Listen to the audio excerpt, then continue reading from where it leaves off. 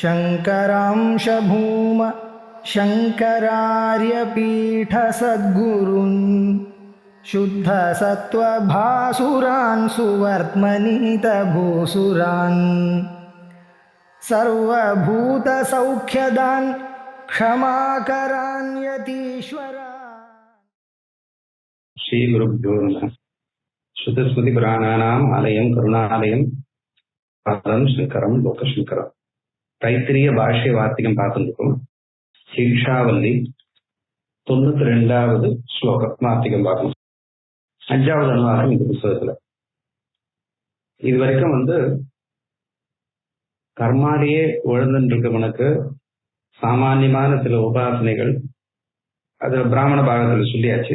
மேல ஆரண்யகத்துல மேல உபனிஷத்து ஞானத்தை ஆரம்பிக்கணும்னு வருது. அப்போ ஞானத்துக்கு வேண்டியதான பக்குவம் இவனுக்கு சித்த சுத்தி வரணும்னா என்னெல்லாம் பண்ணணும் அப்படின்றதுனால இந்த வேத அத்தியன சம்பந்தியான ஒரு சம்ஹித உபாசனை, அதற்கு பிறகு மேதாசக்திக்காக எஸ்தந்து சான்ற ஜபார்த்த மந்திரம், அப்புறம் ஆவகந்தி ஓமம், இவைகள்லாம் சொல்லியிருக்கு. இது வரைக்கும் பண்ணது எல்லாமே ஸ்தூலமான விஷயங்கள். இப்ப இன்னும் கொஞ்சம் சூக்ஷ்மமாக, அதாவது சப்தம்னு இல்லாம சப்தத்திலேயே ஒரு வேதத்திலேயே ஒரு பாகமான வியாக்கிருதிகளை வச்சு இவனை உள்நோக்கி கொண்டு போற மாதிரியான உபாசனை இங்க அது பண்ண போறாரு. அதுதான் இந்த அனுவாதத்துல நமக்கு ஆரம்பிக்க போகுது. பூர்புவஸ்வர் இதுவா ஏதா திஸ்ரோ வியாக்கிருதிய தாசாமுகஸ்மை தாம் சதுர்த்தீம் மகாசமஸ்ய பிரவேதயிதே மகேதி தத் பிரம்ம சாத்மா அங்கான்யா தேவதா பூரிதிவாயம் லோக புவத்தியந்தரிக்ஷம் சுவரிச்சோ லோக மகேத்தியாதித்ய அப்படின்னு இந்த அனுவாதம் போகுது. இப்ப இதுல சாதாரண மந்திரார்த்தம் பார்த்துருவோம். பூர் புவஸ்வர் இதுவா ஏதா துஸ்ரோ வியாக்கிருதிய. நமக்கு கர்மா பண்றவா எல்லாருக்குமே இது ரொம்ப பிரசித்தமா தெரிஞ்சிருக்கும். கர்மால பூஹு புவக சுவக அப்படின்னு 3 வியாக்கிருதிகளை வச்சிருக்கோம். எல்லா இடத்துலையும் உபயோகப்படுத்துறது. சாதாரண நைவேத்தியம் பண்ணும்போது பிராணாக்னிஹோத்திரம் பண்ணும்போது புரோக்ஷணத்திலேருந்து ஆரம்பிச்சு பூர் புவ சுவகன்றது. இந்த பூர் புவ சுவகன்றது 3 பேர் வியாக்கிருதின்னு பேரு. வியாக்கிருத்தினா வி ஆகிருதி. வியாக்கிருத்தின்னு சொல்றது தெளிவா சில பேர் இப்படி அர்த்தம் சொல்லியிருக்கா. ஆக்கிரியதே விசேஷமாக நமக்கு வேண்டிய பலன்களை கொண்டு கொடுப்பது அப்படின்ற அர்த்தத்துல வியாக்கிருதின்னு சொல்லியிருக்கா. ஆனா இது வியாக்கிருதியாகவே தான் சொல்லப்போனா ரூடியாகவே தான் பிரயோகத்துல இருக்குது. இந்த வியாக்கிருதிகள் என்ன பண்றதுன்னா, ஒரு வியாக்கிருதியானது ருக்வேதத்துக்கு சேர்ந்தது, ஒன்னு எஜுர்வேதத்துக்கு, ஒன்னு சாம வேதத்துக்கு. இப்ப கர்மா பண்ணும் பொழுது நம்ம ருக் எஜுர் சாமம் அதர்வேதத்துக்கு இல்லையான்னு கேட்கலாம். அதர்வேதத்துக்கு கர்மா பண்ணும்போது கர்மாக்கள் பெரும்பாலும் ருக் எஜுர் சாம வேதங்களே விதிக்கப்படுறதுனால த்ரைன்னு தான் சொல்றது வேதத்துல. அந்த கதை தனி. இப்ப ருக்வேதத்துக்கு ருக்வேதத்தினால விதிக்கப்பட்ட கர்மா அதை நம்ம அனுஷ்டானம் பண்றோம். அதை பண்ணும்போது ஏதோ ஒரு சின்ன தப்பு நடந்து போச்சு அப்படின்னா அப்போ பூஸ்வாகான்னு சொல்லி பிராயசித்தம் பண்றது, அவ்வளவுதான் பிராயசித்தம். அதே போல எதிர்வேத விகிதமான கர்மாக்கு பிராயசித்தமானது, கர்மா அபச்சாரத்துக்கு பிராயசித்தம் புவஸ்வாகா. சாமவேத விகித கர்மா அபச்சாரத்துக்கு பிராயசித்தம் சுவஸ்வாகா இப்படின்னு இருக்கு. அதனாலதான் பண்ணும்போது அனாக்யாதம் எதாக்ஞாதம் மாத்திரம் சொல்லி பூர் புவர் சுவஸ்வாகான்னு சொல்லி பிராயசித்தம் கர்மா பண்ற போது உண்டு. எல்லா இடத்துலயும் இது உண்டு. இப்ப வேதத்துல இருக்கிறவாளுக்கு, வேதத்தை அத்தியனம் பண்றவாளுக்கு, கர்மா பண்றவாளுக்கு இது பிரசித்தம். பூர் புவர் சுவர் இதுவா ஏதாகா இதுவை மேல அச்சுனா வானத்தை இதுவை திஸ்ரோ வியாக்கிருதிய. இது 3 வியாக்கிருதிகள். தாசாம் உபஸ்மை ஏதான் சதுர்த்தி. ஒரு மகர்ஷி இருந்தார். அவர் கர்மா பண்ணி அப்புறம் யோகங்கள்லாம் பண்ணி யோகாபியாசம் பண்ணி நிறைய தபஸ் பண்ணார். தபஸ் பண்ணும்போது அவருக்கு இந்த தபஸ் சக்தியினால ஒரு 4வது வியாகிருதி அவருக்கு தோணிது. அவர் தான் இந்த 4வது வியாகிருதியை கண்டுபிடிச்சார். தாசாம் இந்த 3 வியாகிருதிக்கு மேல பூ ஸ்மன்றது கடந்த காலத்தை சொல்றது. ஏதான் சதுர்த்தி, இதுக்கு மேல இந்த 4வது ஒரு வியாக்கிருதி இருக்குன்னு மகாசமஸ்ய பிரவேதயதே. மகாசமஸ்யர்னு அவருக்கு பேர். அதுக்கு எப்படி வேத பாஷைக்காரர் அர்த்தம் சொல்லியிருக்காரு அப்படின்னா, சமசம்ன்றது ஒரு பாத்திரம். சோமயாகம் பண்ணும்போது அந்த பாத்திரத்துக்கு இந்த சோம ரசத்தை விட்டு வைக்கிற பாத்திரத்துக்கு சமசம்னு பேரு, சமச பாத்திரம்னு சொல்லுவோம். இவருடைய சமச பாத்திரம் ரொம்ப பெருசா இருக்குமா, அதனால அவருக்கு மகா சமசர்னு பேரு. இப்போ இந்த சங்கீதக்காரெல்லாம் அவ பேருக்கு முன்னாடி இந்த ஊர் போட்டுக்கிறார்கள், அதுக்குள்ள ஒரு ஒரு காலத்துல ஒரு ஒரு விதமான பட்ட பேர். இவருக்கு இந்த இந்த இடத்துல வர்றதெல்லாம் கர்ம சம்பந்தியான பட்ட பெயராக தான் இருக்கும். அவருக்கு மகா சமசர்னு ஒண்ணு, அவர் பண்ணக்கூடியதான யாகத்துல இது கொஞ்சம் இல்லாம நிறைய சோமரசத்தை கொடுப்பார், அதனால அவருக்கு மகா சமசர்னு பேரு. அந்த அந்த வம்சத்துல வந்தவாளுக்கு மகாசமஸ்யர்னு இந்த ரிஷிக்கு மகாசமஸ்ய பிரவேதயதே. அந்த 4வது வியாக்கிரதையில மக இதி, அதுக்கு மகான்னு பேர். மகஸ் அப்படின்னா மகா சகாராந்த சப்தம் மகா இதி. அது 4வது வியாக்கிரதை என்னன்னா தத் பிரம்ம, அதுதான் பிரம்மமே. ச ஆத்மா, அந்த பிரம்மமான இதுதான் ஆத்மாவும் கூட அப்படின்னு நம்ம உபாசனை பண்ணணும். அப்ப அதுதான் பிரம்மன். இப்ப சத்திய ஞானம் அனந்தம் பிரம்மன் மேல வருது, அதுக்கு என்ன சம்பந்தம் அப்படின்னா இங்க அந்த மகான்னு 4வது வியாக்கிரதைக்கு இதை பிரம்ம திருஷ்டியோட பார்க்கலாம். இதுதான் பிரம்மம்னு பார்க்கலாம். எதுக்கு ஒரு சின்ன கல்லு வச்சுட்டு இதுதான் மகாவிஷ்ணுன்னு பாக்குறோமோ இல்லையோ, அது கல்லுன்னு பார்க்கறது, சாலகிராமே விஷ்ணு. அது போல மகா இது தத் பிரம்ம ச ஆத்மா. அந்த மகான்ற வியாக்கிருதி தான் அது பிரம்மமாகவும் அதுவே ஆத்மாவாகவும் நம்ம பார்க்க வேண்டும். அங்கான்யா தேவதா, இதுக்கு மீதி எல்லா தேவதைகள்லாம் அங்காணி அஞ்ஞானி. இந்த பிரம்மத்துக்கு இந்த மகான்ற வியாகிருதிக்கு மற்றவைகள்லாம் அங்கங்கள். என்ன அங்கங்கள்? பாதம் ஒரு வியாகிருதியானது பூர் புவ சுவக, அதுல பூன்ற வியாகிருதி பாதங்களாகவும் பூகன்ற வியாகிருதி பாபு கைகள், 3வது சுவகன்றது தலை. இப்படி பார்க்கணும்னு சொல்லியிருக்கு. இது மூலத்திலேயோ பாஷ்யத்திலேயோ இல்ல, இந்த வனமாலான்ற வியாக்கியானக்காரர் இந்த மாதிரி பார்த்து எழுதியிருக்காரு. அவர் எங்க பார்த்தாருன்றது அவர் பிரதிகம் கொடுக்கல, ஆனா ரொம்ப பெரியவர் பிராமணிகர். அவர் இப்படி சொல்லியிருக்காரு. முதல் வியாகிருதிய ஒரு அங்கத்தை பாதமாகவும் இன்னொன்னத்தை பாகு இந்த தோல் கை இவைகளாகவும் 3வது சிரசாகவும் பார்க்கணும். அப்ப 4வது இருக்கிறது மத்திய பாகம், ஒரு மனுஷனுடைய மத்திய பாகம், அதுக்கு ஆத்மான்னு பேர். அங்கான்யா தேவதாக. இப்போ இந்த வியாகிருதிகளை பிரிக்கிறார். எப்படி வியாகிருதி, என்னென்ன வியாகிருதி என்னென்ன அப்படின்ட்டு. பூரிதிவா அயம் லோக புவைத்தியந்தரிட்சம் சுவரித்யசோ லோக. பூன்றது அயம் லோக, இந்த லோகம் நம்ம வாழக்கூடியதான உலகம். புவகன்றது அந்தரிட்சம், ஆகாசத்துக்கும் மேல் லோகத்துக்கும் பூலோகத்துக்கும் நடுவுல இருக்கக்கூடியதான இடத்துக்கு அந்தரிட்சம்னு பேரு. சுவஹிதி அசௌலோக, அசௌலோக மேல காட்டுற சொர்க்கலோகம் நம்ம சொல்றோமே, அதுக்கு சுபக 3வது வியாகிருதி. மக இத்தி ஆதித்ய, இந்த 4வது வியாகிருதி மகன்னு இருக்கே, அது ஆதித்யன் தான் அந்த மகன்ற வியாகிருதி. அதுக்கு ஏன் ஆதித்யன் பேர் வச்சோம் அப்படின்னா, ஆதித்யேர பாவ சர்வே லோகா மகியந்தே. இந்த ஆதித்யனுடைய தேஜஸ்னாலதான் பூலோகமாகட்டும் அந்தரிக்ஷ லோகமாகட்டும் மேல் லோகமாகட்டும் 3 இதனுடைய பிரகாசத்தினாலதான் மகியந்தே விருத்தியை அடைகின்றது, வளர்கின்றது. சூரியோதயம் இல்லைன்னா போன வாரம்லாம் பார்த்தோம், மேகமூட்டமா இருந்ததுன்னா யாருக்குமே எந்த வேலையும் ஓடல. ஆதித்யேரவாவ சர்வே லோகா மகியந்தே. பூரிதிவா அக்னி, இது லோகத்துக்கு. பூ இப்ப அடுத்தது பூன்றது அக்னியாக பார்க்கணும். புவகன்றது புவ இது வாயு சுவரித்யாதித்ய ம இது சந்திரமாக. என்னப்பா அது, அங்க ஆதித்யனா மகன்னு சொல்லு, இங்க ஆதித்யனா சுவகன்னு சொல்றது. ஆதித்யன் 2 இடத்துல உட்கார்ந்துட்டு இருப்பாரு அப்படின்னா இருப்பாரு. உபாசனை பண்ணும் பொழுது இந்த மாதிரி வரும். அதான் அந்த திருஷ்டியில பார்க்கணும். இப்ப சாதாரணமா இந்த யந்திரங்கள்லாம் வச்சு இந்த உபாசனை எல்லாம் பண்றாரு, இந்த கணபதி யந்திரம் இவைகள்லாம். அதே போல இந்த ஸ்ரீ சக்கரம் இருக்கு. அதுல எந்தெந்த இடத்துல என்ன தேவதை உட்காந்துருக்கான்னு பார்த்தா, ஒரு இடத்துல நம்ம யாரு பிரதானமா சொல்லியிருக்கோமோ அதே தேவதை இன்னொரு தேவதையோட யந்திரத்துல ஏதோ ஒரு மூலையில உட்கார்ந்துட்டு இருப்பார். இப்ப நம்ம மகாலட்சுமி ஒரு பெரிய தெய்வமா இது பண்ணிட்டு இருக்கோம்.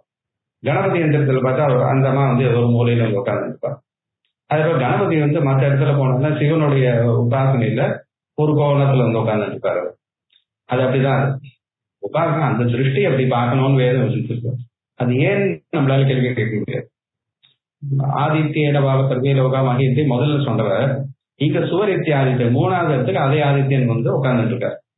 மக இது சந்திரமாக 4வது வியாகத்துல சந்திரன் தான் 4வது வியாகத்தி.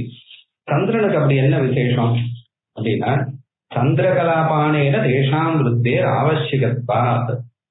நமக்கு வந்து சூரியனாலதான் வந்து செடி கொடிகள்லாம் வளருது. ஆனா அந்த சந்திரகலை பட்டாதான் அவைகள்ல வந்து அந்த ரசம் உண்டாருது அப்படின்ட்டு ஆயுர்வேதம் சொல்றது.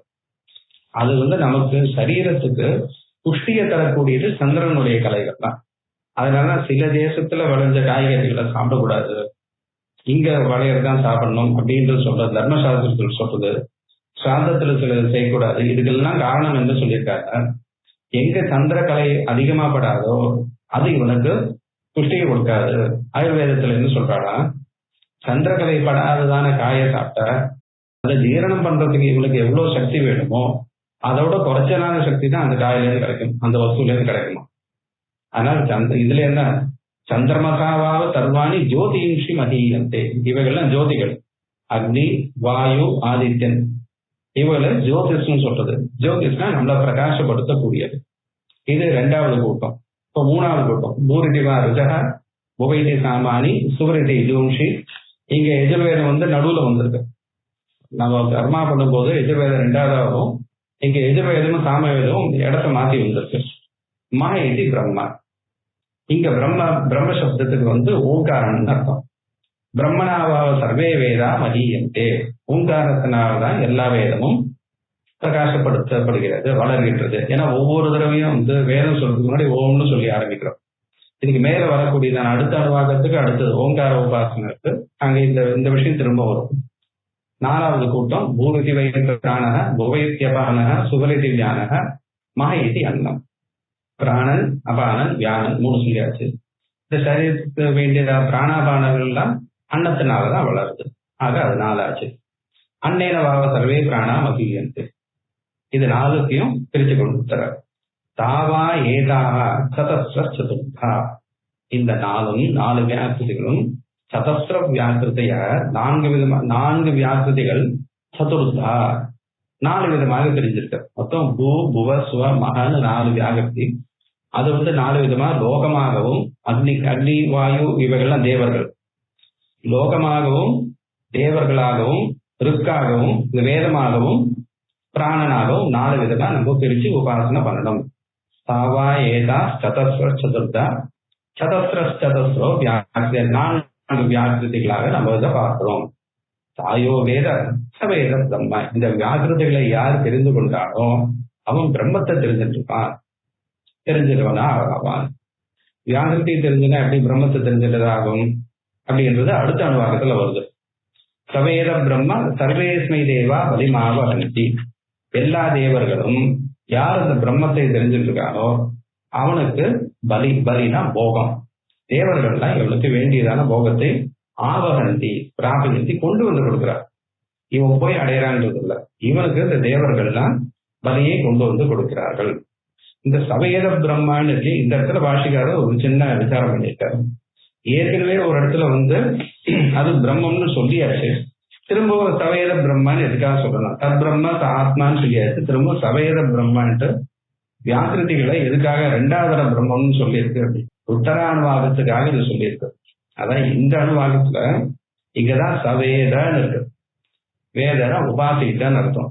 உபாசனா விதி இந்த இடத்துல சொல்லப்பட்டிருக்கு. ஆனா உபாசனைக்கு வேண்டியதான குணங்கள் சொல்லலை இங்க. குணங்கள்னா பிரம்ம 4 வியாக்கிருதிகள் அது வந்து பிரம்மம்னு தெரிஞ்சுக்கணும். இந்த மகன்ற வியாக்கிருதி பிரம்மத்தை பார்க்கணும், அது வரைக்கும் சொல்லியிருக்கு. அதாவது 4 வியாக்கிருதிகள் 4 கூட்டம், 1 2 3 4 கூட்டம். 4வது கூட்டத்துல 4வதா இருக்கக்கூடியதான மகான்ற வியாகிருதி அதுதான் பிரம்மம். அந்த பிரம்மம் எப்பேற்பட்டது அப்படின்னா மனோமயத்வாதி குணவிசிஷ்டம்னு அடுத்தது சொல்லப்போம். அந்த மனோமயத்வாதி குணவிசிஷ்டமான பிரம்மத்தையே பிரம்மோபாசனை சிவோபாசனைன்றதும் சைவர்களுடைய மதத்துல ஒரு அபிப்பிராயம் இருக்கு. அவ அந்த மாதிரி ஒரு உபாசனையை அங்க விதிக்கப்பட்டிருக்கு. நமக்கு அந்த உபாசனைகள்லாம் இப்ப கண்ணில் காணப்படல. நான் சொன்னேன் வனமலகாரர் வந்து எழுதியிருக்காருன்னா ஏதோ பிரமாணமான கிரந்தத்தை பார்த்துதான் எழுதியிருக்காரு. ஆனா எதை பார்த்துன்னு அவரும் சொல்லல, பின்னாடி வந்தவாளுக்கும் தெரியல. இந்த உபாசனைகள் யுக்தமா இருக்கு. சைவத்துல வந்து அந்த மனோமயத்வாதி குண விசிஷ்டமான பிரம்மோபாசனையே பரமாத்மா உபாசனையை அடுத்து மோட்ச சாதனமா சொல்லிருக்கு. அது ஏன்னா ஸ்வராஜ்யம் ஆப்னோதின்றது அங்க மேல வரப்போகுது. பாஷிகாரோட சித்தாந்தத்துப்படி இந்த அணுவாக்கமும் மேல அடுத்தது, இது 5வது அணுவாக்கம் 6வது அணுவாக்கம் ரெண்டும் சேர்ந்து ஒரு உபாசனை. இன்னைக்கு நம்ம 5வது அணுவாக்கம் பார்க்கணும். 92வது ஸ்லோகம். இதுக்கு மூலத்துக்கு சாமானியமா அர்த்தம் சொல்லியாச்சு. இதுக்கு வேற விசேஷமான விஷயங்கள் பார்க்கலாம். உபாசனம் அதேதானி வியாக்கிருத்யாத்மன உச்சதே ஸ்வராஜ்ய பல சித்தியர்த்தம் மகிமா தோஸ்ய கீர்த்தியதே.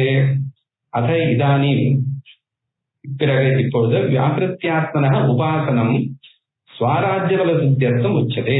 வியாக்கிருதி ரூபமான உபாசனம் எதுக்காக? ஸ்வராஜ்ய பலம், அவனுக்கு ஸ்வராஜ்யம் எனக்கூடியதான, ஸ்வராஜ்யம்னா மோட்சம்னு எடுத்துக்கணும். ஸ்வராஜ்ய பலம் வருவதற்காக இங்கு சொல்லப்படுகிறது.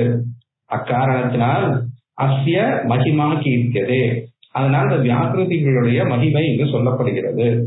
பூர்வஸ்வரிதேயா பிரசித்தா வியாகிருதீர் நரைஹி திஸ்ரஸ்தாம் சதுர்த்தீம் து மஹ இதி ரிஷிரப்யதாத்.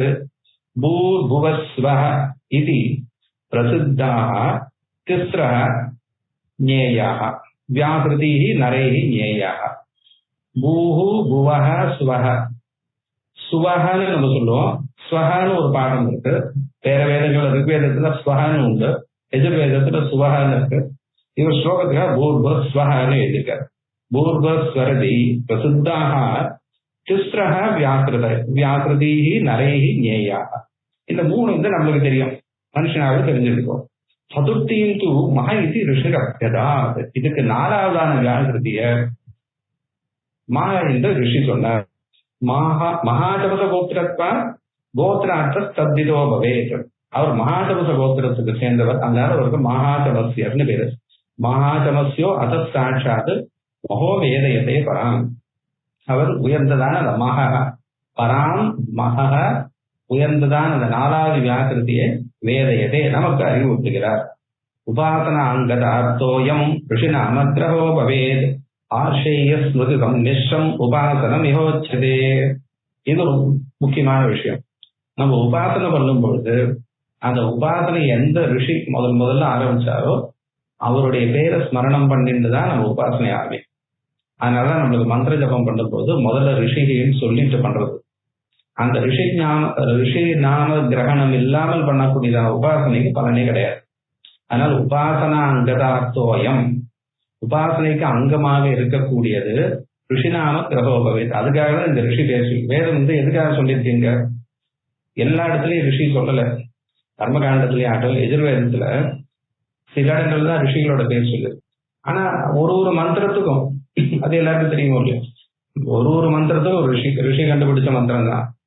ரிக்வேதத்துல சாமவேதத்துல பாட்ட சம்பிரதாயத்திலேயே புத்தகத்திலே மேல இவர் தான் ரிஷின்லாம் போட்டுருக்கோம். எதிர்வேதத்துல அந்த மாதிரி ரிஷிகளோட பேர் கர்மா பண்ற இடத்துல அவ்வளவு திருடமா பாக்குறது இல்லை. ஆனா எல்லாத்துக்கும் அத்தியனம் பண்ணவாளுக்கு தெரியும்.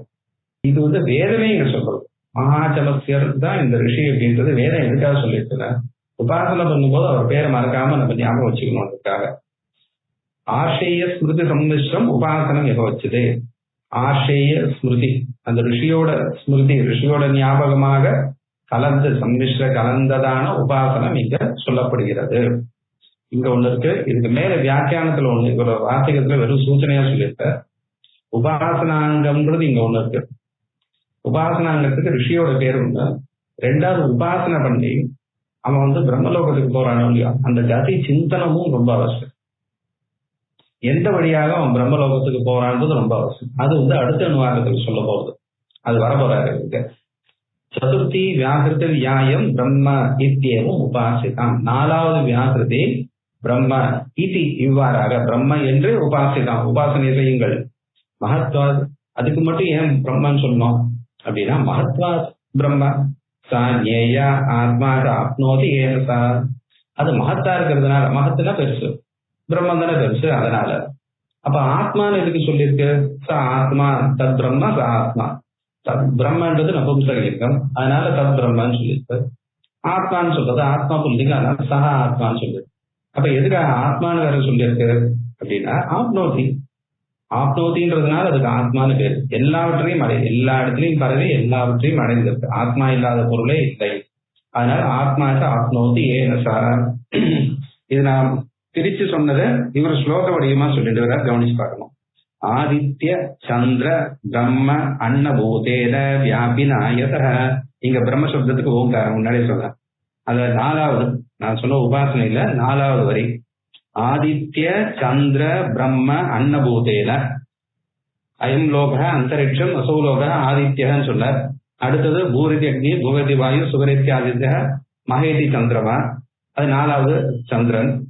அப்புறம் பூரிதி புகைதி சாமானி சுகரிதி ஜோகம்ஷி பிரம்ம மகேதி பிரம்ம 4வது பிரம்ம, அதான் ஓங்காரம். இது பூரிதி பிராண புகைத்தியவான சுகரிதி வியான மகேத்தி அன்னம் 4வது அன்னம். அந்த 4த்தையும் சேர்த்து போட்டார். ஆதித்ய சந்திர பிரம்ம அன்னபூதேன வியாபினா, வியாபியாக வியாபித்து இருக்கக்கூடிய இவைகளினால் எத லோக தேவாதயோ வியாப்தா. லோகம் ஒண்ணு முதல்ல, 2வது தேவர்கள், அதான் அக்னி வாயு இவைகள். அடுத்தது ஒரு வேதம், லோக தேவாதய ஆதி சப்தத்தினால வேதம், அப்புறம் பிராணம். லோக தேவாதயோ வியாப்தா ஆத்மாதேன மகோ பவேத். அதனால ஆத்மா தான் மகத்தானது. தேவதா கிரகணம் சாத்திர பரிசிஷ்டோபலட்சணம். இங்க எதுக்கு தேவதான்னு சொல்லிருக்குன்னா, தேவதான்றது எல்லாத்தையும், தேவதா லோகம் மூலத்துல இருந்து வரணும். அங்கான்யா தேவதான்னு இருக்கு. தேவதா மட்டுமா அங்கமா இருக்கு, லோகங்களும் அங்கமா சொல்லியிருக்கு, வேதங்களும் அங்கமா சொல்லியிருக்கு, பிராணனும் அங்கமா சொல்லியிருக்கு. அப்படின்னா மீதி 3த்துக்கும் உபலட்சணமாக இந்த தேவதா கிரகணம் சாத்திர பரிசிஷ்டோபலட்சணம். இங்க தேவதா கிரகணம் அத்திர, அத்திரனா மூலத்துல இருக்கக்கூடியதான அங்கான்யா தேவதான்ற மந்திர வாக்கியத்துக்கு அர்த்தம் சொல்றார். லோகா தேவாஸ்ததா வேதாக பிராணாச்ச அங்காணி சர்வசஹ. அது பரிசிஷ்ட உபலட்சணம், மீதி இருக்க உபலட்சணமாக சொல்லியிருக்க அவைகள் என்னன்னு எடுத்து காமிச்சிட்டார். மக இத்தியஸ்ய ஜேயானி வியாகிருத்யாத்மனயே வரி. மக எனக்கூடியதான வியாகிருதிக்கு இவைகள்லாம் அங்கங்கள். இவைகள் இந்த முதல்ல ஆதித்யன் சந்திரன் ஓங்காரம் அன்னம், இந்த 4த்துக்கும் மீதி 3 அங்கங்கள். பூர்வஸ்வகனால சொல்லப்பட்டதான அயம் லோக அந்தரிக்ஷ லோக அசௌலோக அக்னி வாயு ஆதித்யன் துக் சாம யஜு பிராண அபான வியான, இதெல்லாம் அந்தந்த இதுக்கு அங்கம். அதாவது 4 வியாகிருதி. ஒவ்வொரு வியாகிருதியும் 4 விதமா உபாசனை பண்ணும். அப்ப முதலுக்கு ஆதித்யனுக்கு 3 அங்கங்கள். என்ன அங்கங்கள்? பாதம் சொல்லிட்டார். அயம் லோகன்றது பாதம். இது அந்தரிக்ஷன்றது பாகு. அசௌலோக மேல் லோகம் சிரசு. அதே போல சந்திரனுக்கு அக்னி பாதம், வாயு பாகு, ஆதித்யன் சிரசு, சந்திரபாதம் மத்திய பாகம். ஓங்காரத்துக்கு ருக்வேதம் பாதம், சாமானி பாகு, எஜுவம்சி சிரஸ், எதிரேவ சிரகன்னு சொல்றோமே அது. அன்னத்துக்கு பிராணன் தான் பாதம், அபானன் பாகு, வியானன் சிரசு, அன்னம் மத்திய பாகம். இப்படியாக 4 அந்த மகா எனக்கூடியதான வியாகிருதி 4 விதமாக எப்படி இருக்கு. ஏன்னா ஆதித்யன் சந்திரன் பிரம்மா அன்னமாக இருக்கு. அதுக்கு ஒன்னொன்னுக்கு 3 அங்கங்கள், மீதி 3 அங்கமா இருக்கு. ஆக மகான்ற 4வது வியாகிருதி 4 விதமாக 3 அங்கங்களோட கொண்டு நம்ம தெரிஞ்சுக்கணும். அது தெரிஞ்சுக்கிறது தான் உபாசம். மகித்யஸ்யானி வியாகிருத்யாத்மன ஏவஹி மகீயந்த எத சர்வே ஆதித்யாத்மனா பரே மகேத்தியேவ முக்தேன தஸ்மாத் ஆத்மா பவேன்மஹ. இவைகள்னால்தான் எல்லாம் மகீயத்தே வளர்ச்சியை அடைகின்றது.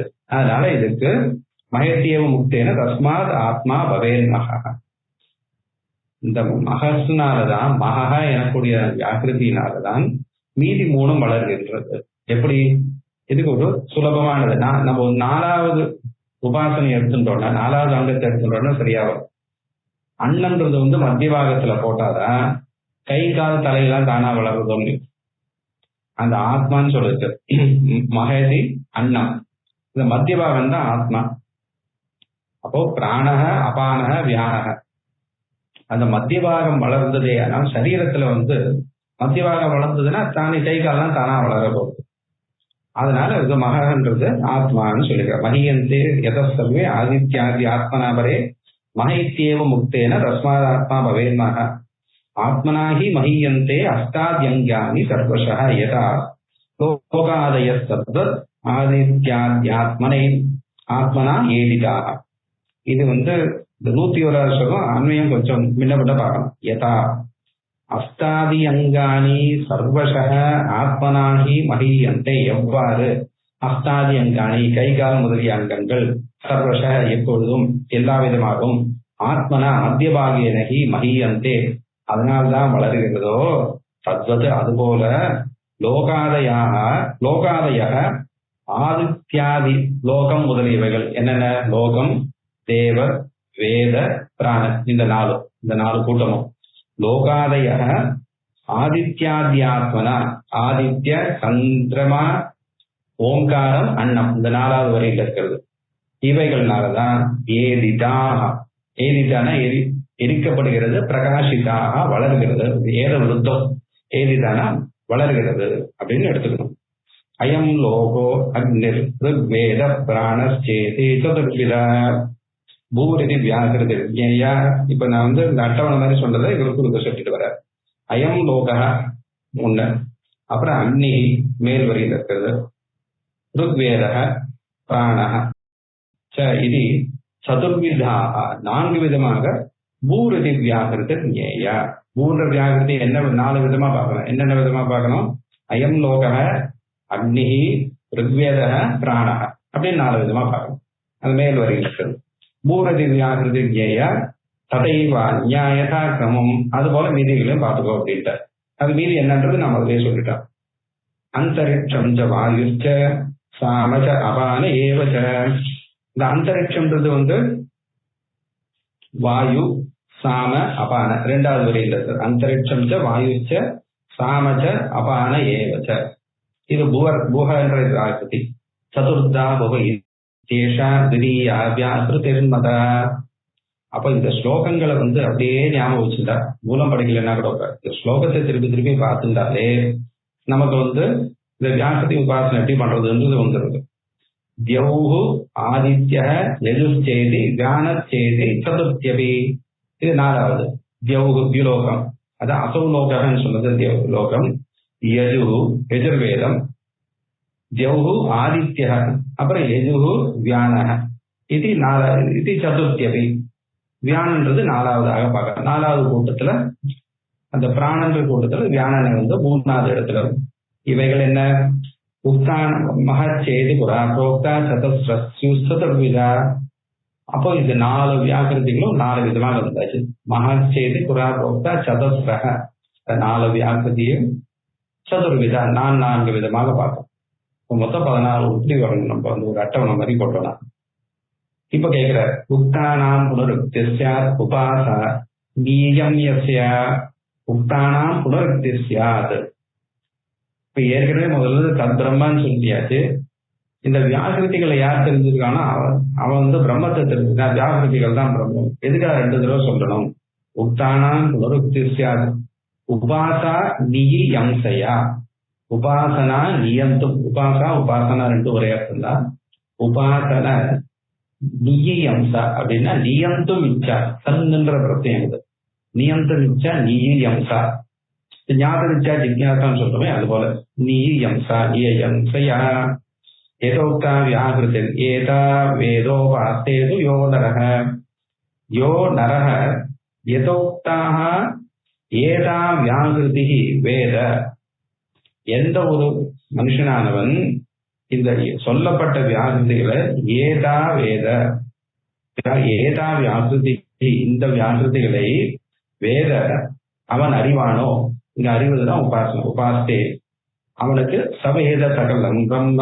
அவன் எல்லா பிரம்மத்தையும் தெரிஞ்சுக்கிறான். பிரம்மத்தை பூர்ணமாக சகல எல்லா பிரம்மத்தையும் இல்ல, பிரம்மத்தை பூர்ணமாக தெரிஞ்சுக்கிறான். வக்ஷமான விசேஷனம். அந்த பிரம்மம் எப்படிப்பட்டதுன்னா பிரம்மத்துக்கு குணங்கள். வெறும் பிரம்மன்னா நமக்கு புரியாது. அதுக்கு சில குணங்கள் இப்படி இருக்கு அப்படி இருக்கு. பகவானை பாரு அப்படின்னா சரி பகவானை பாக்குறேன், எங்க போய் பார்க்கணும் அப்படின்னா அப்போ சொல்லுவோம் சுகந்த கத்திரம் சுகரீட கொண்டதும் சுகீத வஸ்திரம் சரசெய்து இந்த மாதிரி இந்த வஸ்திரங்கள்லாம் போட்டுருந்தார். இந்த ஆபரணத்துக்கும் கையில் இந்த ஆயுதம் வச்சிருந்தாருன்னா நம்மளால ஓரளவுக்கு கற்பனை பண்ணி பார்க்க முடியும். அது போல பிரம்மோபாசனைக்கு சில குணங்கள் சொல்லப்பட்டிருக்கு.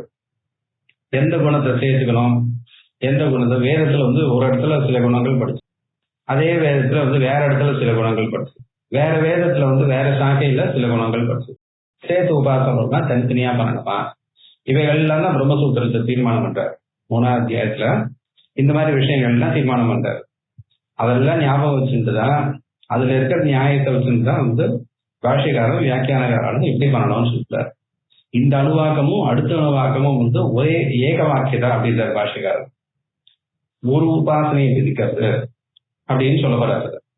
சவேத சகலம் பிரம்ம பக்ஷ்யமான விசேஷனம் பிரம்ம வேத சயத்தேவம் புனருக்தம் கிமுச்சதே. அதுதான் பிரம்மன்னு சொல்லியாச்சு. திருப்பி அவன் பிரம்ம வேத, அவன் பிரம்மத்தை அறிவான் எதுக்காக 2வது வருஷம் இருக்கிற பக்ஷ்யமான அணுவா அசார்த்த விவக்ஷுத்வா அதோஷதா, மேல் அணுவாக்கத்துக்காக வந்து சேர்த்து இங்க சொல்லியிருக்கு. மேல் அணுவாக்கத்துக்கு அங்கேயே சொல்ல வேண்டியதுல அப்படின்னா மேல் அணுவாக்கத்துல என்ன இருக்குன்ட்டு கோடிட்டு பாக்குறேன் காட்டுறேன். சேஷோந்தர்கதைய ஆகாஷ தஸ்மின்னையும் புருஷோ மனோமய அமிர்தோ ஹிரண்மயன்ட்டு வந்து சொல்றது. அந்த பிரம்மத்தினுடைய சொரூபம் எப்படி இருக்கு, அது ஒரு புருஷாகாரமாகவும் ஹிரண்மயமாகவும் மனோமயம் மனசனால் அறியக்கூடியதாகவும் அந்தரையன் அது எந்த இடத்துல இருந்து கிளம்புறது, இவைகள்லாம் சொல்லியிருக்கே தவிர அடுத்த அணுவாக்கத்தை வந்து பதம் பதமா பார்த்தோம்னா அங்க வந்து உபாசனை பண்ணணும், தெரிஞ்சுக்கணும், உபாசிதா வேத அப்படின்லாம் அங்க விதியே கிடையாது. வெறும்னா கதை சொல்ற மாதிரி சொல்லிட்டு அப்படியே விட்டுடுச்சு. அப்ப என்ன பண்ணோம், ஒரு இடத்துல 2 அணுவாக்கம் இருக்கு, ஒரு அணுவாக்கத்துல கட்டளை இருக்கு. வேதத்துல கட்டளை ரொம்ப முக்கியம், இதை செய், இப்படி பண்ணு, இப்படி பண்ணாதுன்றது முக்கியம். அப்படி இல்லைன்னா வேதத்துக்கு அர்த்தமே இல்லை, வெறும்னா கதை சொல்றதுக்கு வேதம் வரல. இப்ப அடுத்த அணுவாக்கத்துல என்ன பண்ற, வெறும்னா பிரம்மத்தினுடைய சொரூபம் சொல்ற. அது சொரூபத்தை தெரிஞ்சு என்ன பண்றது அப்படின்னா, இந்த அணுவாக்கத்துல வந்து என்ன உபாசனை சொல்லியிருக்கோ மகேதி பிரம்மன்னு சொல்லியிருக்கு, அந்த பிரம்மமானது எப்படிப்பட்டது. அப்ப 2 அணுவாக்கத்தையும் சேர்த்து பார்க்கணும். அடுத்த வாரம் அடுத்த அணுவாக்கம் பார்ப்போம். அது பார்க்கும்போது இதை ஞாபகம் வச்சுக்கணும். இப்பேற்பட்டதான பிரம்மமானது அதுதான் மகை எனக்கூடியதான வியாசதியில நான் பார்க்கிறேன். அதுக்கு வந்து இந்த அங்கங்கள் உண்டு. பூர்புவஸ்வர எனக்கூடியதான 3 அங்கங்கள் உண்டு. அதை 4 விதமாக பார்க்கணும் அப்படின்னு 2 அணுவாக்கத்து விஷயத்தையும் சேர்ந்து மனசுல வந்து ஒரு கற்பனை பண்ணி வச்சுட்டோம்னா அதுதான் உபாசனம் பேர்.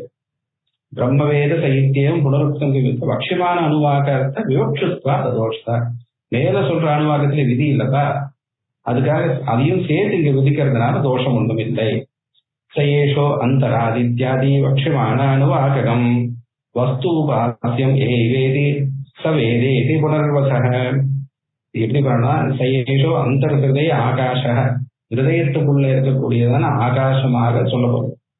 இதுதான் தகராகாசம்னு வந்து மேல வருது. இதே வேதத்துல யஜுர்வேதத்துல தைத்திரிய சாக்கையில இது 4வது, இது முதல் பலி, 6வது பிரபாடகம் 7, 8, 9. 7, 8 வந்து நமக்கு இந்த உபனிஷத்துல வந்துருது. 9வது திரும்பவும் வந்து மகாநாராயண உபனிஷத்துன்னு தனியா பிரிஞ்சிருக்கு. அங்க திரும்ப தகர உபாசனை, சாந்தோக்கியத்துல தகர உபாசனை. இதுல இருக்கக்கூடியதான குணங்கள்லாம் வந்து சமானமா இருக்கு. அதனால எல்லா தகர உபாசன குணங்களையும் சேர்த்து பண்ணணும் அப்படின்றது பெரியவாழ்லாம் தீர்மானம் பண்ணியிருக்காரு. அதுதான் எங்க சொல்ல வர. ஏஷோ அந்தர்கதை ஆகாஷ தஸ்மின்மயம் புருஷோ மனோமய அமிர்தோ ஹிரண்மயன்னு மேல வருது. அந்த ஏஷோ அந்தர் இத்தியாதி பக்ஷ்யமான அணுவாகம், மேல சொல்லக்கூடியதான அணுவாகத்துல வரக்கூடியதான விஷயம், அந்த வஸ்து உபாசியம், அந்த வஸ்து தான் நம்ம உபாசனை செய்ய வேண்டும். இகைவ இது சவேத இது புனர்வச. அந்த உபாசனா விதி இங்க இகைவ, இங்கதான் அதுக்கு விதி இருக்கு. இது சவேத இது புனர்வச. அதனால சவேத பிரம்மா அப்படின்ட்டு 2வது என்ன சொல்லியிருக்கு. அதாவது இது ஒரு உபாசனை, அது ஒரு உபாசனை இல்லை. பார்த்தா மேலோட்ட பார்த்தா அப்படிதான் இருக்கும். இங்க வந்து வியாகிருதியாகவும் அங்க ஹிருதயாகாசத்துல இருக்கிறதாகவும் 2 வந்து தனித்தனி பொருளா தெரியுது. ஆனா ஒரு இடத்துலதான் விதி இருக்கு. 2வது பலனும் இங்கதான் இருக்கு, பலசிரவணம் இங்கதான் இருக்கு. அந்த இடத்துல பலன், அங்க வந்து சில பலன் இருக்கு. இந்த 2 பலனையும் சேர்த்து முக்கியமா பார்த்தா ஆப்னோது ஸ்வராஜ் என்ற பலசிரவணம் அங்க இருக்கு, விதி வாக்கியம் இங்க இருக்கு, அர்த்தவாத வாக்கியம் இங்க இருக்கு, பிரக்கிரியை இங்க இருக்கு. ஆனா அங்கு குணங்கள் அங்க இருக்கு. அந்த மாதிரி ரெண்டும் சேர்ந்து கலந்து இருக்குன்னா ஒரு உபாசனைக்கு வேண்டிய விஷயங்கள் எல்லாமே ரெண்டு இடத்துலயும் சேர்ந்து இருக்கிறதுனால இந்த ரெண்டு அணுவாக்கம் சேர்ந்து ஒரு உபாசனையாக இருக்கணும். ஏக வாக்கியத்துவம் ஏதஸ்மாத் வயோரப்பி அணுவாகையோ.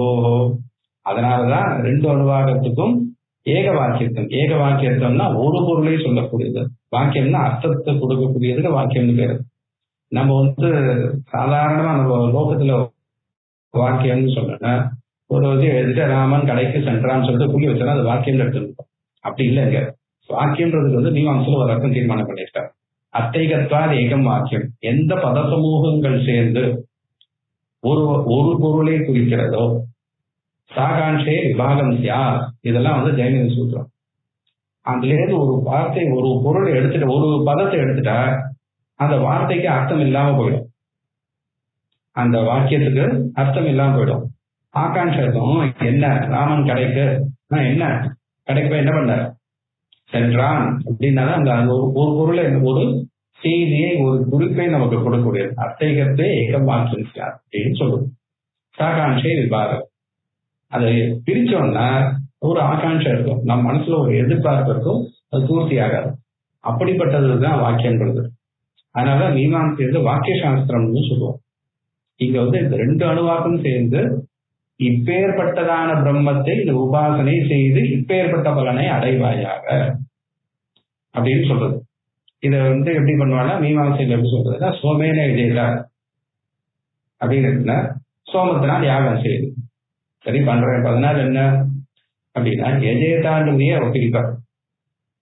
சோமத்தினால சோமத்தை கரணமாக கொண்டு யாகத்தை கரணமாக கொண்டு இஷ்டத்தை அடையக்கூடியதான பலனை கொண்டு அந்த சொல்லக்கூடியதான தீட்சணியாத இஷ்டி எனக்கூடியதான இதி கர்த்தவியதா செய்முறையை கொண்டு பலனை அடையக்கூடிய பாவனை செயல், அதுதான் அந்த வாக்கியத்தில் விதிக்கிறது. சோமகர்ணிகா யாக கர்ணிகா சொர்க்கபாவிகா இஷ்டபாவிகா ஜோதிஷ்டோமா தீட்சணியாதி இதி கர்த்தவியதா பாவனா, இதுதான் இங்க விதிக்க அர்த்தம். அப்படின்ட்டு எல்லாத்தையும் சேர்த்து ஒரு வாக்கியத்துல கொண்டு வரும். அதுக்கு சாப்த போதம் பேரு. இதுதான் அந்த மீமாம்சையில் பண்ணக்கூடியதான காரியம். எத்தனை வாக்கியங்கள் இருந்தாலும் நம்ம லோக ரீதியில எத்தனை வாக்கியங்கள் இருந்தாலும் எல்லாத்தையும் சேர்த்து ஒரு செய்தியாக ஒரு கருத்தா கொடுக்கக்கூடியது அந்த சாஸ்திரம் பண்றது. அப்படி பார்த்தோம்னா இந்த ரெண்டு அணுவாக்கம் சேர்ந்து ஒரு வாக்கியத்தை, அதாவது ஏக வாக்கியத்தான ஒரு கருத்தை ஒரு செய்தியை ஒரு கட்டளையை கொடுக்கக்கூடிய தகவல் இது ரெண்டுத்துல இருக்கு. அணுவாக்கையோ லோகா தேவாதயஸ்ச அஸ்மை உபாசித்ரே யதாபலம் அஸ்மை உபாசித்ரே யதாபலம் லோகாஹ தேவாதயஸ்ச யதாபலம் பலிம் போகம் பிரயச்சந்தி பலமேதத் உபாசிது. இங்க ஒரே ஒரு பலம் தான் சொல்லுது. என்ன பலம் சொல்லியிருக்குன்னா சர்வேஸ்மை தேவா பலிமாவகந்தி. இந்த லோகங்கள் தேவர்கள் பேதம் பிரான் இவைகள்லாம் இந்த தேவர்கள்லாம் சேர்ந்து அதுக்கான அதிஷ்டான தேவர்கள்லாம் சேர்ந்து அஸ்மை உபாசித்ரே இந்த உபாசனை செய்பவனுக்கு யதாபலம் உபாசனைக்கு தகுந்த அளவுக்கு பலிம் போகம், பலிம்னா போகம், அவனுக்கு வேண்டிய அளவுக்கு அவன் உபாசன திறமைக்கு அளவுக்கு போகம் பிரயச்சந்தி ஏத உபாசிது பலம். உபாசனை செய்யறவனுக்கு இதுதான் பலம். ஆனா இந்த உபாசனை பண்றவளுக்கு எல்லா தேவர்களும் எல்லாரும் அனுகூலமா இருப்பார். இது எதுக்காக சொல்றது அப்படின்னா பிரதாரணிகத்தில் சொல்லியிருக்கோம். யார் ஒருத்தன் ஆத்ம ஞானத்தை அடையணும்னு முயற்சி பண்றானோ நாளையில இருந்து அவன் நமக்கு இது அவிஸ் கொடுக்க மாட்டானே, அவன் ஆத்மான்னு உட்காந்துட்டான்னா யாகாதி கர்மாக்கள்லாம் பண்ண மாட்டான். அப்ப பண்ணலன்னா நமக்கு எங்கேயாவது அவிஸ் சொல்லணும், தேவர்கள்லாம் அவனுக்கு விக்னம் பண்ணுவாளாம். அதனால சொல்றது நல்லதுக்கு எப்பவுமே தடைகள் வரும் அப்படின்ட்டு. அப்ப என்ன பண்ணணும்னா அந்த தேவதைகளை நம்ம ஆத்மாவா பார்த்தோம்னா யாருமே தனக்குத்தானே தடை பண்ணிக்க மாட்டார். அந்த தேவதைகள் நம்ம ஆத்மா பார்த்தோம்னா அவ நம்மள எல்லாரும் பயன்படுத்துவார். அதுக்காக தேவர்கள் கிட்ட இருந்து இவனுக்கு எந்த தடங்களும் வரக்கூடாது. தேவர்கள் அப்படின்னா லோகத்தில் நமக்கு வரக்கூடிய ஒன்னொன்னு தேவர்களான வருணன் ஒரு தேவதை, அக்னி, இந்திரன், பஞ்சபூதங்கள், அதுக்கான அதிஷ்டான தேவர்கள், இவருடைய சகாயத்தினால்தான் நம்ம வந்துட்டு இருக்கோம். அதனாலதான் நம்ம பகவானுக்கு எல்லாத்தையும் அர்ப்பணம் பண்ணிட்டு மீதி தான் நம்ம எடுத்துக்கணும் அப்படின்னு யஜ்ஞ சிஷ்டா சந்தான்ட்டு நம்ம யாகம் பண்ணி மீதி தான் நம்ம எடுத்துக்கணும். இப்ப இந்த தேவர்கள் வந்து நமக்கு இடைஞ்சல் பண்ணாம இருக்கணும்னா அவளை ஆத்மாவை பார்க்கறது. இந்த உபாசனை பண்றவாளுக்கு தேவர்கள் அவ பலத்தை கொண்டு வந்து பலியை கொண்டு வந்து கொடுத்தா. இவனுக்கு போகத்தை அவா கொண்டு வந்து, எப்படி ஒரு ராஜாக்கள் இந்த சிற்றரசர்கள்லாம் வந்து கொண்டு வந்து கப்பம் கட்டுவாளோ அதுக்கு பலின்னு பேரு. அந்த கப்பம் கட்டுவாளோ அது போல தேவர்கள்லாம் இவனுக்கு வேண்டியதை கொண்டு வந்து உபாசனை செய்யறதுக்கு வேண்டியதை கொண்டு வந்து கொடுப்பா அப்படின்னு சொல்லி இந்த அணுவாக முடிகிறது. மேல் அணுவாக மந்திரார்த்தம் சுருக்கமா பார்த்துருக்கான். சயேஷோந்தர்ஹய ஆகாஷ சக அந்தர்ஹய ஆகாஷ. இது வரைக்கும் சொன்ன அந்த ஆத்மாவானது ஏஷக அந்தர்ஹய ஆகாஷ, இதயத்துக்குள்ள இருக்கக்கூடியதான் ஆகாசம். தஸ்மின் அயம் புருஷோ மனோமய. அந்த ஆகாசத்துல அயம் புருஷ மனோமய, ஆகாசத்தில் அப்படின்னு இங்க வருது. இது ஒரு பெரிய விசாரம். ஆகாசமேவா ஆகாசத்துல அப்படின்றது வந்து தகராதிகரணம்ன்ற இடத்துல பிரம்மசூத்திரத்தில் தீர்மானம் பண்ணியிருக்காரு. அமிர்தோ இரண்டு, அந்த ஆகாசமான தஸ்மின் அந்த இதயத்தில் இருக்கக்கூடியதான ஆகாசமே அதுதான் வந்து பரமாத்மா. அவருக்கு மனோமயன்னு பேரு. அவருக்கு ஏன் மனோமயன் இதெல்லாம் அடுத்து வரும். அமிர்தக அவர் மரணமற்ற தன்மை கொண்டவர். ஹிரண்மய பிரகாச வடிவமானவர். இதுல என்ன பார்க்கணும் அப்படின்னா, இங்க 4 நாளா சொன்னோம் இல்லையா, அந்த 4 நாளா வந்து அதே கிரமத்துல சிந்தனை பண்ணணும். ஏன்னா வேதம் வந்து அப்படியே பண்ணணும்னு சொல்லியிருக்கு. உபாசனைக்கு அந்த கிரமமா இருந்தோம். நம்ம ஏதோ தெரியுது சந்திரன் சொல்லியிருக்கு, அப்புறம் இதுக்கு வந்து என்ன சொல்லியிருக்கு, இதுக்கு பிராணன்னு சொல்லியிருக்கு, அதுக்கு அபானம்னு சொல்லி, அந்த மாதிரி வந்து கலந்து கட்டி பண்ணாங்கன்னா பிரயோஜனம் இல்லை. கர்மாவை எப்படி பண்ணணுமோ இது பண்ணிட்டு தான் இது, இதுக்கப்புறம் தான் இதுன்னு பண்றோமோ அது போல உபாசனையும் இங்க சொன்ன கிரமத்துப்படி தான் நம்ம பண்ணணும். அதே போல இந்த குணங்கள் தான் இங்க இருக்கக்கூடிய குணங்களை நம்ம அதே போலதான் ஞாபகம் வச்சுக்கணும். அமிர்தக இரண்மய இந்த அந்தரேன தாலுகே. இது வந்து விஸ்தாரமா கொஞ்சம் சொல்லணும், பாஷ்யத்தோடு சேர்த்து சொல்றது அடுத்த வாரம். அந்தரேன தாலுகேன நம்ம இந்த உள்நாக்குன்னு சொல்றோமே அந்த இடம். ச ஏஷஸ்தன இவாவலம்பதே, அந்த இடத்துல நமக்கு உள்நாக்கத ஒரு ஸ்தனம் போல தொங்கிட்டு இருக்கு.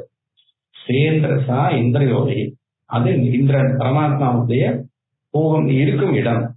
எத்ராசோ கேசாந்தோ விவர்த்ததே, அங்கிருந்து ஆரம்பிச்சு கேசாந்த அந்த உச்சம்புழி வரியாக விவர்த்ததே எங்க பிரியறதோ, வெபோகிய சீர்ஷக பாதே இவருடைய தலையில இருக்கக்கூடிய கபாலத்தை வெபோகிய பிரித்து அவன் மேல போய் சேர்றான்.